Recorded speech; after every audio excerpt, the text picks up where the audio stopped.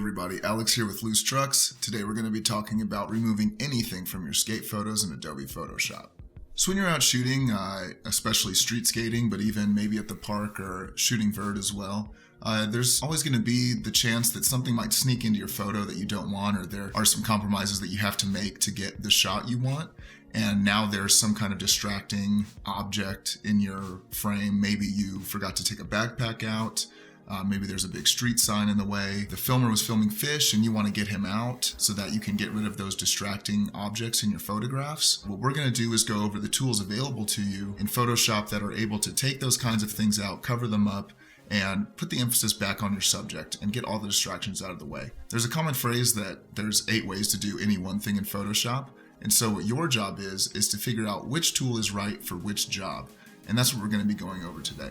All right, so for our example today, we're going to be using a photograph of Zeke Duran here. So I'm going to double click that, open it up in Camera Raw. We're just going to set our profile and our lens corrections, of course. Now, if you don't know anything about editing photos in Photoshop or the Camera Raw editor, I have a whole video teaching the basics, and I'm not going to teach you any of those things in this tutorial. You're going to need to understand those things. I'm going to be assuming that you know the basics while going through this. All right, so here's the image. We've got this photo of Zeke Duran here doing a nose grind yankin at this bump to rail into ditch. So the first thing we need to do is make a duplicate of our background layer. Now, there's a term that comes to photo editing that's called destructive editing. You don't want to be destructive editing on your photographs. What that means is that you're making changes that can't be reversed to the only layer that you have. So say if I didn't make this duplicate and I started making changes to this original layer, there would be no way for me to go back in case I didn't like the change I made, or the change I made was wrong, or I made a mistake somewhere down the road. You always want to be editing on a duplicate layer so that you can always go back in case you make a mistake. So we're going to make that duplicate again just by dragging our background layer onto this plus icon. If you're using an older version of Photoshop, it might be looking like a piece of paper with a fold on the corner. And you can also just click Command or Control J to make a duplicate. So the first thing we're going to look through is I'd say the easiest tool to use. We're going to get our regular lasso tool here. And let's just say these are all examples. I don't know if I would actually make any of these changes, but I just want to be able to show you guys how these tools work. Let's say maybe I don't like this white spot here that's on the ditch bank, and I want to get rid of that. I just want to make it look like it's the ditch itself. What I'm going to do is click and drag and make a selection, making sure that I'm on that duplicate layer, and we're going to make sure that our selection left enough space. And I will explain why in a second.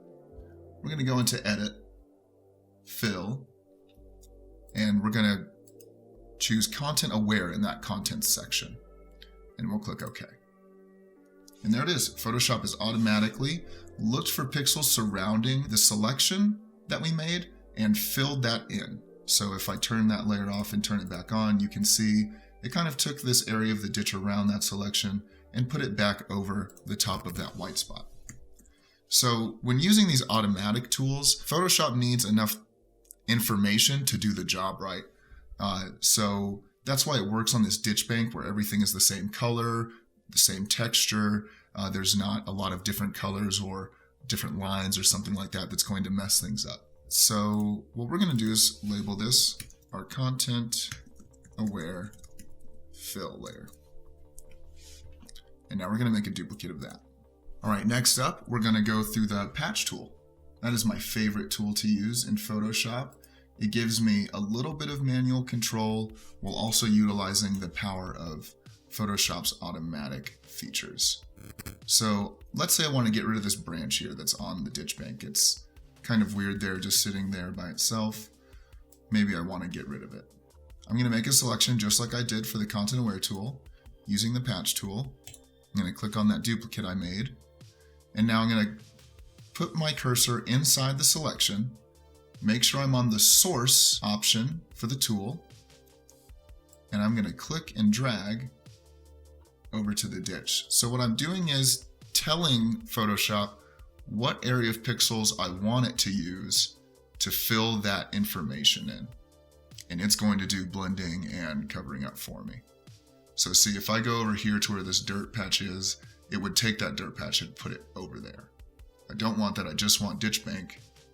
So let's go kind of around here. That looks like the contrast is lining up. And there we go. So the patch tool works great when you want to tell Photoshop where you want it to take the information from, where the content aware fill is going to just guess for you. So that's why I like the patch tool more for situations like this. I just think it gives you a little bit more control over how the job is done. So what we're going to call that is the patch. All right, so next up, we're going to use another automatic tool. That's the content aware move tool. So it's right under the patch tool on the toolbar. You can see it there. And let's say maybe I don't like how close this cloud is to Zeke's head, right? But I don't want to get rid of it. I want to keep it, but move it just a little further away from him. So this works just like the patch tool, just like the lasso tool. You just click and drag. Make sure you leave enough pixels around the cloud. Finish the selection there. Let's make sure we make a duplicate of our layer. And now what I'm going to do is just like the patch tool, I'm going to click inside the selection and drag it, but it's going to act a little bit differently. So when I click and drag, it's actually letting me move that layer over. And now I'm going to release and I'm going to click check. Now what you can do is you can rotate this, you can make it bigger. I don't really want to do that. I just want to leave it exactly how it is, but just move it a little.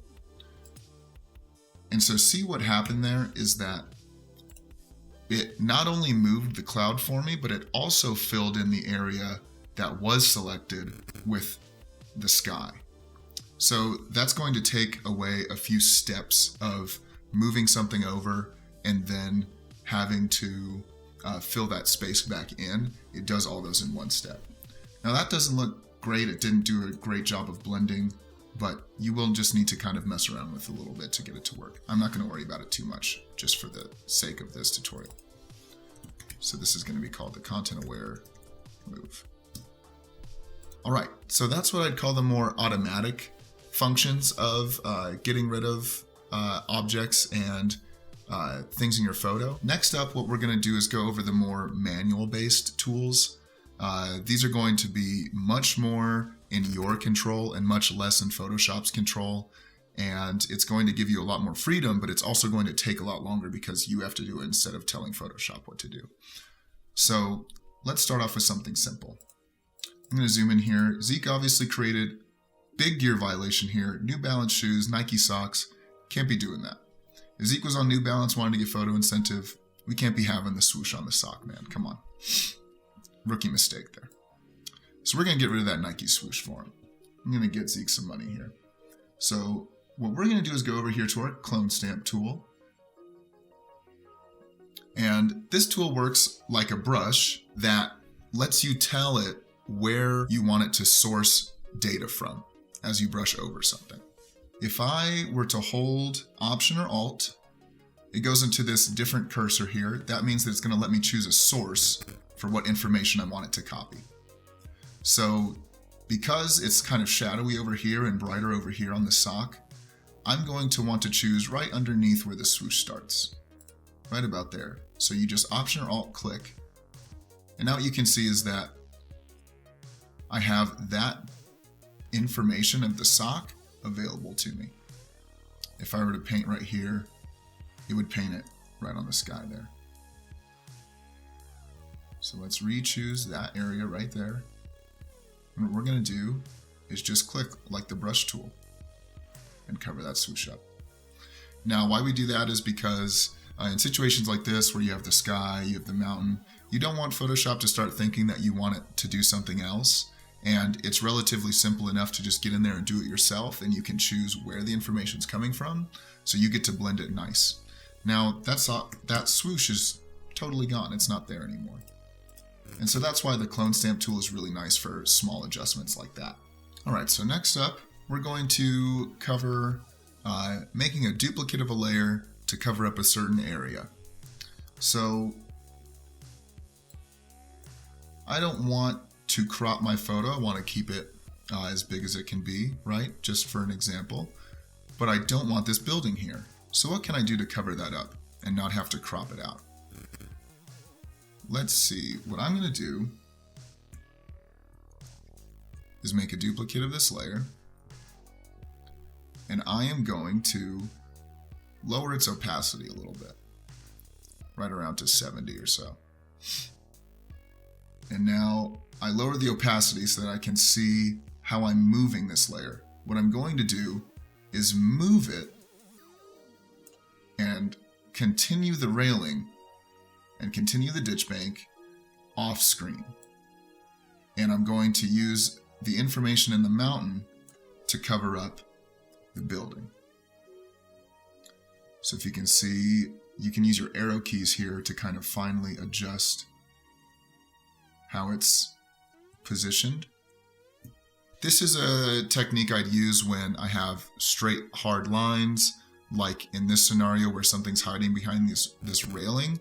The clone stamp would work fine, but I'd have to take a lot more time to get in close and make sure I don't mess up the hard lines of the rail. So what this method allows me to do is just pretend that the rail over here is also the rail over here.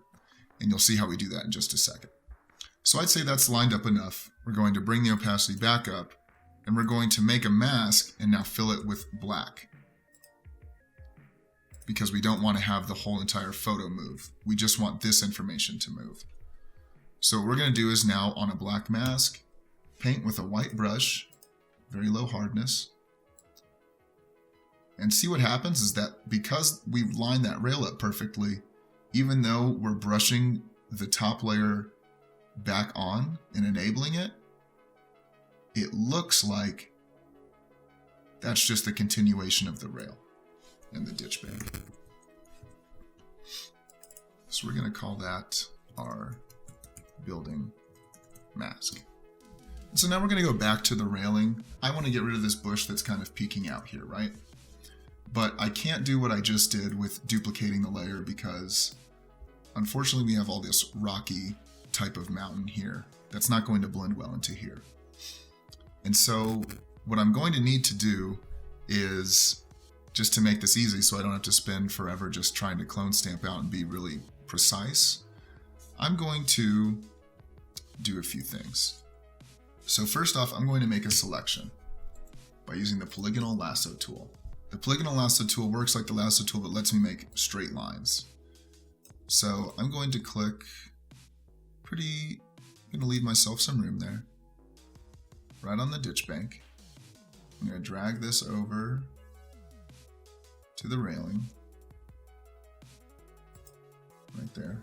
And you click and then it makes that line, as you can see. I'm going to go back up the rail.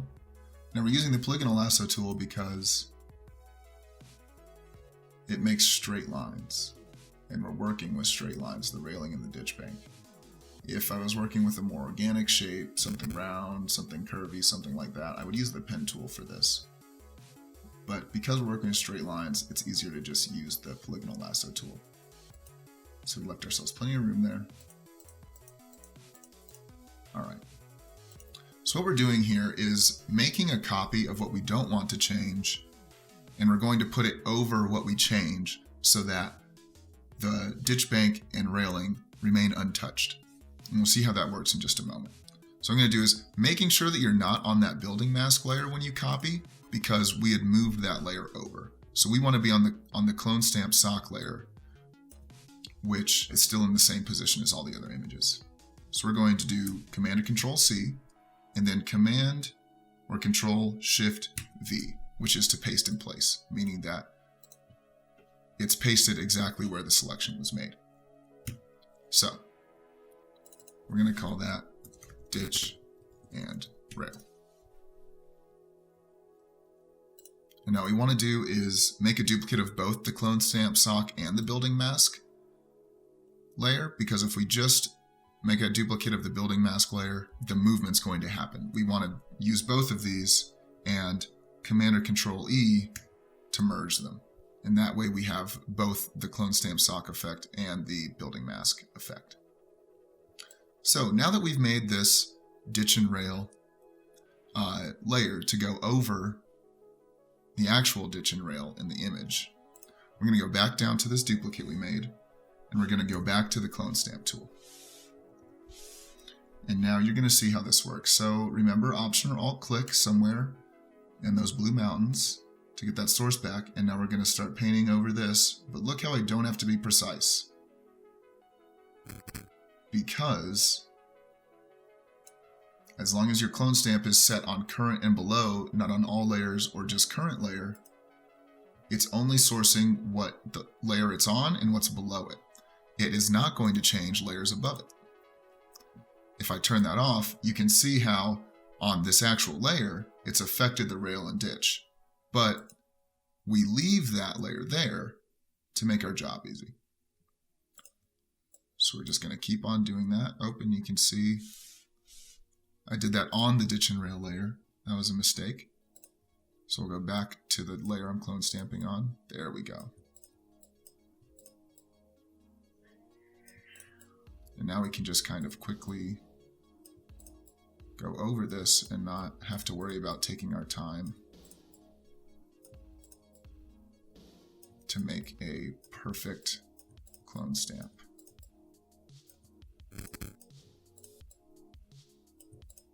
Just remember, say if I set my clone stamp source really close and I just continue to drag, it's not going to accept those changes. And so now I'm painting the bush back. So you always have to just kind of do quick ones and release, because then it will start sourcing the changes it made instead of still sourcing before the change was made. So there we go. That whole bush is now clone stamped out. So we're going to call this bush clone stamp. So that was awesome. Look at all the stuff we've gotten rid of here. If I go to show all layers, we've gotten rid of all those things and moved things around. Awesome. Now let's use all those tools that we have learned and get rid of this big atrocious sign that is hanging out right next to Zeke, messing up my composition, messing up my nice colors with its big green and blue. We're going to use several of the tools at our disposal to take care of this situation. So let's make it just like when we did the building mask and clone stamp sock. We're going to make a duplicate of both the ditch and rail and the bush clone stamp, and we're going to merge those two. We've got several things that need to be covered up properly, right? And we can't just really patch tool it, because if I try to patch tool, like say just the sign first to start,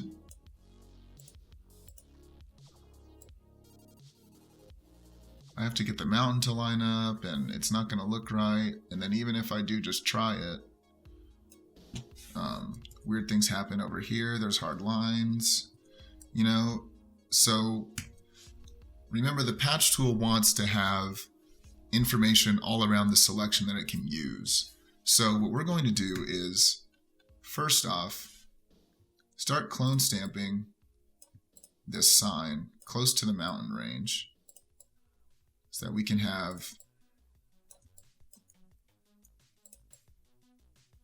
a clear area to start making that patch tool selection. So now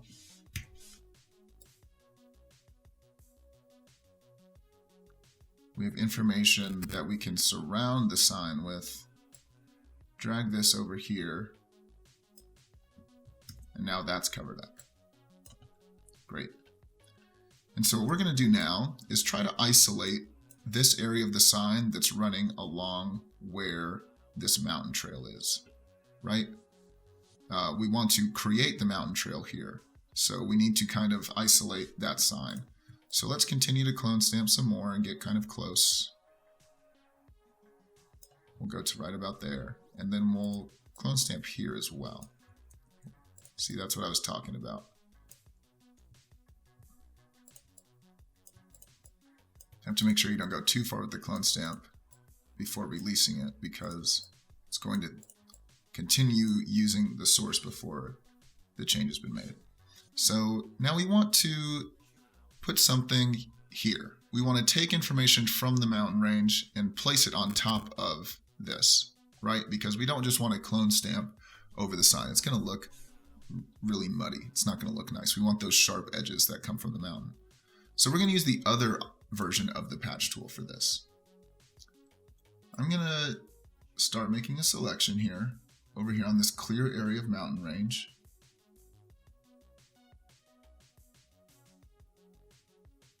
There we go. And I'm going to go up here and click on destination. Now what this is going to do is do the opposite.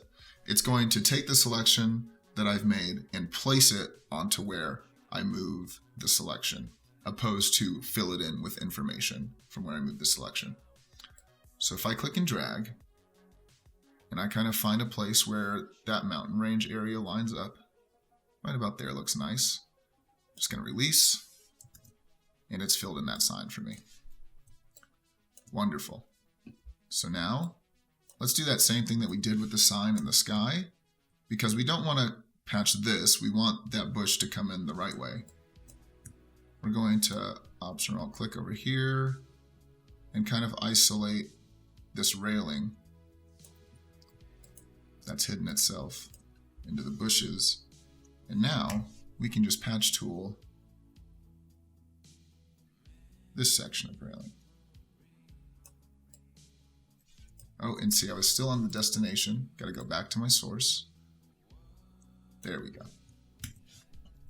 That section's gone. Now we'll go back to the clone stamp. And we'll just kind of start filling it in. I'm going to try to click on some of the brush and kind of paint that over. Kind of just make it look like that's just a continuation of the bush. And I'm going to get real close and be careful with how I do that ditch bank. And I'm going to come over here and choose on this ditch bank there where the bush is and put it back on to kind of keep that hard line, but also let the bush look like it's still there. And there we go. We've gotten rid of that entire sign. It is all gone. If I turn that layer off and turn it back on, everything looks great. And so now we're going to use one more option to see if we can get rid of that sign a different way. I'm going to make one more of those.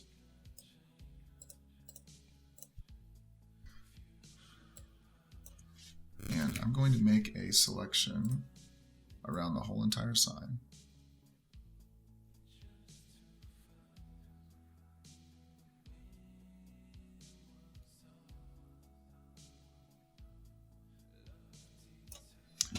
And we're going to go back to our first option here, which was the content aware fill, which is the most automatic feature possible. And we're just going to see what happens.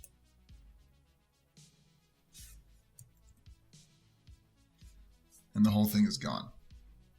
We have one little problem here, which is this area of bush that snuck in. But I wanted to show you guys how long it could take to do something with one tool or several tools, and then what could happen if you use the right one, which in this case was the content aware tool. The content aware fill worked wonderfully, got rid of that sign, no problems at all. This is why you learn all the tools available to you and figure out which ones are going to work in which scenarios. And sometimes the content aware fill is not going to work with certain objects. It's going to mess things up. It's going to find information that you don't want it to use. But look at how quickly I did that instead of doing all the clone stamping and patching that I did the previous way. 8 ways to do one thing. Never forget that. So go through this tutorial, follow along, learn all these tools, and figure out what's going to work best in what scenarios, figure out when they don't work, and let's make those photos better. Thank you guys so much for watching. This has been Alex with Loose Trucks, and I'll see you in the next one. Hey guys, so I just wanted to say thank you so much for watching. I really appreciate if you've been watching the videos that I've been making, the tutorials, the video essays. I hope you're learning a lot. I hope that you're shooting and just having fun doing it all. And so just stay tuned. I've got a lot more videos coming up. I have some stuff planned. I have another video essay coming up that I've been working on. We'll be doing more tutorials as well to fill some stuff out, and hopefully we can be making more content as well, make some more video focused content, continuing to make photography tutorials, of course, and I really like making the video essays the most, but they just take a lot of time, so those come out a lot more rarely. I hope you guys like the new studio. We're looking very good. We got a new desk, new chairs and everything. Finally got all the way moved in, so now my videos don't look super empty like I'm in solitary confinement. So that's fantastic. I hope you just keep watching. I hope you come hang out. And I hope you come back for me and Mango. So like and subscribe so you can see more of my videos in the future.